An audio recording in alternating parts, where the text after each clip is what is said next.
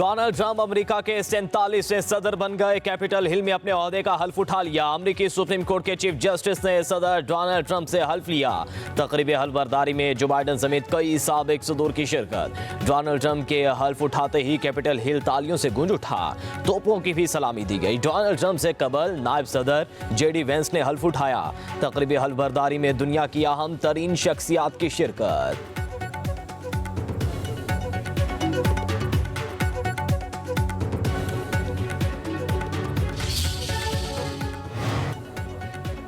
America के बुरे दिन खत्म, सुनहरी दौर का आगाज हो गया। अब खुशहाली का दौर शुरू होगा। सदर डोनाल्ड ट्रंप का हल्फ उठाने के बाद तक खिताब अमेरिका को काबिल फख्र और खुशहाल मुल्क बनाने का अज़म। कहा 20 जनवरी अमेरिका के लिए आज़ादी का दिन है। अमेरिकी खुद मुख्तारी को दोबारा हासिल करेंगे। अमेरिका सबसे पहले ही हमारा मंशूर होगा। अमेरिका को पहले से ज़्यादा मजबूत और कामयाब बनाएंगे।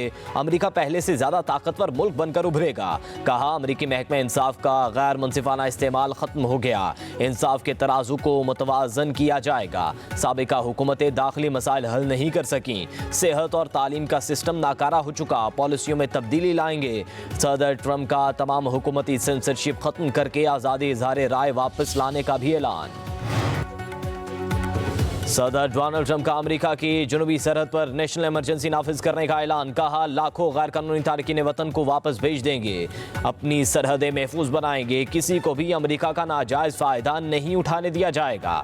इंसानी स्मगलरों को दहशतगर्द तंजीम करार देंगे। सदर ट्रंप ने कहा अमेरिकी शहरियों पर टैक्स कम करते हुए दूसरे ममालिक पर टैरिफ लगाएंगे। पनामा केनाल को वापस लेने और खलीज मैक्सिको को खलीज अमेरिका का नाम देने का भी ऐलान। कहा अमेरिका को हथियारों से पाक करेंगे। दुनिया भर से ताल्लुकात को बेहतर बनाएंगे।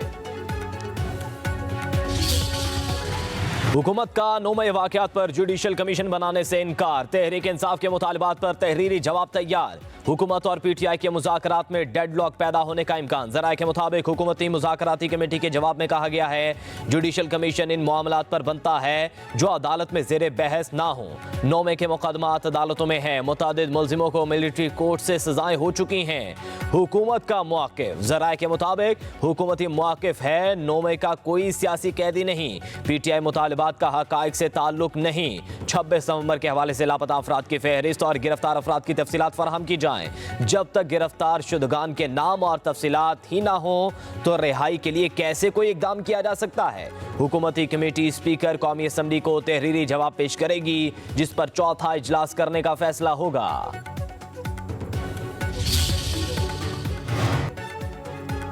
अलकादिर ट्रस्ट की जमीन किस बुनियाद पर दी गई? अलकादिर यूनिवर्सिटी के लिए ट्रस्ट का वजूद ही नहीं है। सारी जमीन अब किसी ट्रस्ट का हिस्सा नहीं।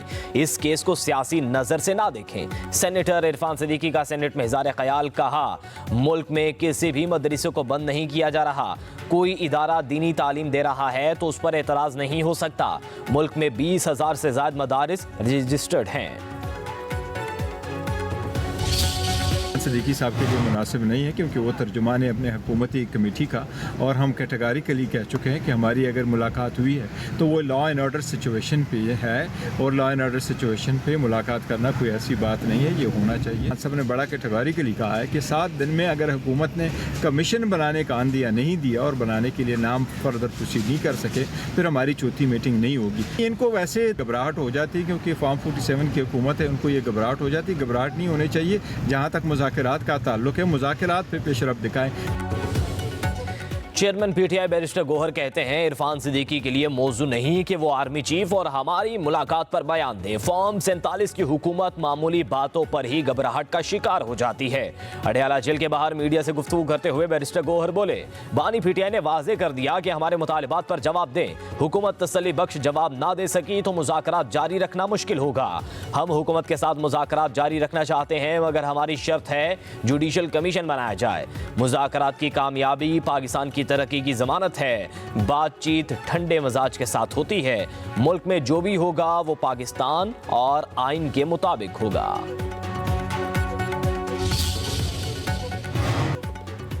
अलीमा खान कहती हैं 190 मिलियन पाउंड्स रेफरेंस के फैसले से दुनिया में हमारा मजाक बना। बानी पीटीआई ने कहा सजा इसलिए सुनाई गई कि कोई डील कर लूं, लेकिन ऐसा हरगिज नहीं करूंगा। अडयाला जेल के बाहर मीडिया से गुफ्तगू में अलीमा खान ने कहा अल कादिर यूनिवर्सिटी को अब मरियम नवाज चलाकर थोड़ा सवाब कमा लें। क्या पता था बानी पीटीआई का ख्वाब अब मरियम नवाज अपना रही हैं। कहा बुशरा बीबी को 7 साल की सजा सुनाई गई, ये भी तो बताएं कि उन्होंने कौन सी सहूलत कारें की। पाकिस्तान हमारी रेड लाइन है। प्रोपेगेंडा वो कर रहे हैं जिन्होंने बच्चों के हाथ में कभी स्कॉलरशिप्स नहीं दिए, पेट्रोल बॉम्ब थमाने के जो आदी हैं वो आज भी ये प्रोपेगेंडा कर रहे हैं। जो बच्चे इनके वर्गलाने में आ गए पहले, आज वो जेलों में हैं और उनको पूछने वाला कोई नहीं है। मेरे बदतरीन मुखालिफ की हुकूमत थी जिसने मुझे डेथ सेल में डाला, लेकिन आज तक कभी हमने ये नहीं कहा कि बाहर निकलो और अपने मुल्क को जला दो। हम 9 मई वाले नहीं 28 मई वाले हैं, मुल्क के रखवाले हैं। सोशल मीडिया से पाकिस्तान में झूठ का सैलाब आ गया। सच तस्मे बांध रहा होता और झूठ दुनिया का चक्कर लगाकर वापस आ जाता है। वज़ीर आला पंजाब मरियम नवाज का डेरा गाजी खान में स्कॉलरशिप तकसीम करने की तकरीब से खिताब। कहा जिनके पास कारकर्दगी नहीं वो झूठ का सहारा लेते हैं। प्रोपोगंडा करने वालों की आंख ही झूठ के माहौल में खुली है। मुखालिफिन को समझ नहीं आ रही कि पंजाब में तरक्की कैसे हो रही है। पाकिस्तान हमारी रेड लाइन है। मरियम नवाज ने कहा आज जेलों में पड़े बच्चों को पूछने वाला कोई नहीं, सिखाया किसी और ने और भुगतना बच्चों को पड़ रहा है।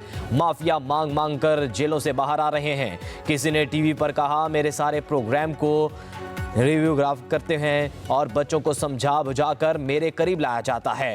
एक भी स्कॉलरशिप मेरिट के खिलाफ नहीं दिया गया। विफाकी हुकूमत का 8 फरवरी को यौम तामीर और तरक्की मनाने का ऐलान। विफाकी वज़ीर इत्तलात अता तारड़ कहते हैं मुआशी इस्तेहकाम सियासी इस्तेहकाम के साथ जुड़ा है। सियासत में रवादारी होनी चाहिए, सियासत हो या खेल का मैदान, हर जगह तलखियों में कमी आनी चाहिए। मईशत बेहतरी की जानिब गामजन है। कहा चैंपियंस ट्रॉफी का पाकिस्तान में होना खुशाइंद है, मैदानों की रौनकें बहाल हो रही हैं।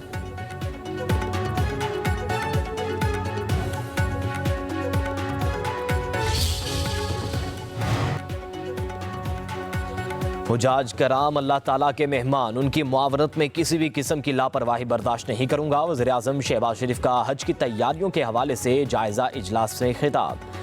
वज़ीर आज़म शहबाज शरीफ ने मुआवनीन हज के इंतखाब के तरीक़ाकार, उनकी ज़िम्मेदारियाँ और दीगर इंतज़ामात पर तफसीलात तलब करनी। कहा हुज्जाज कराम को हर किस्म की मुआवनत और सहूलतों की फराहमी यकीनी बनाई जाए।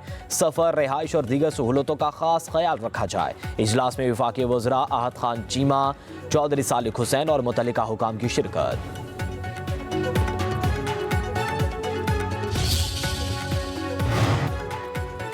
पाक चीन लाजवाल दोस्ती का शाहकार। न्यू ग्वादर इंटरनेशनल एयरपोर्ट मुकम्मल तौर पर फाल हो गया। कराची से PIA की पहली कमर्शियल परवाज ग्वादर एयरपोर्ट पर लैंड कर गई।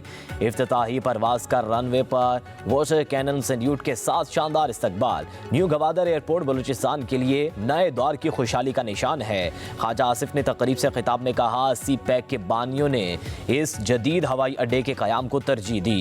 ग्वादर तरक्की की राह पर गामजन है। इक्तसादी सरगर्मियों और सकाफती तबादलों को फ़रोग मिलेगा। वज़ीर आज़म शहबाज शरीफ का ग्वादर एयरपोर्ट से परवाज़ों के आगाज़ पर इज़हार इत्मीनान। एक पैगाम में कहा बैनुल अक़वामी सहूलतों से आरास्ता ग्वादर एयरपोर्ट पाक चीन दोस्ती की आला मिसाल है।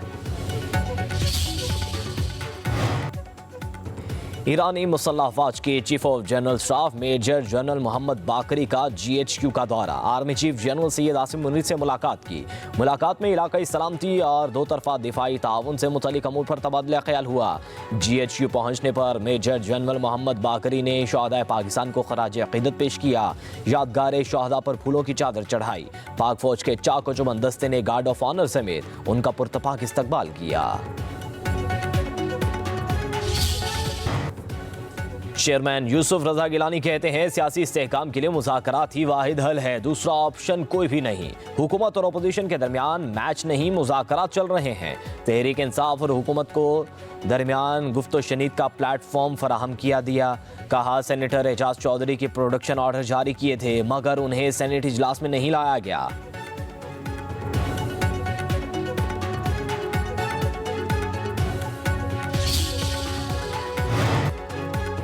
बानी पीटीआई ने इंतशार से मुल्क को नुकसान पहुंचाया। जिना हाउस जीएचक्यू पर हमला, जलाओ घेराव बाकायदा मंसूबाबंदी के तहत किया गया। मुज़ाकरात हों लेकिन 9 मई पर कोई समझौता नहीं होना चाहिए। सिंध के वज़ीर इत्तलात सिंध शर्जील इनाम मेमन का कहना है बानी पीटीआई को 190 मिलियन पाउंड केस में 14 साल कैद की सजा हुई। कोई भी एहतजाज के लिए बाहर नहीं निकला। मुल्क में आज़ादी इज़हार राय होनी चाहिए।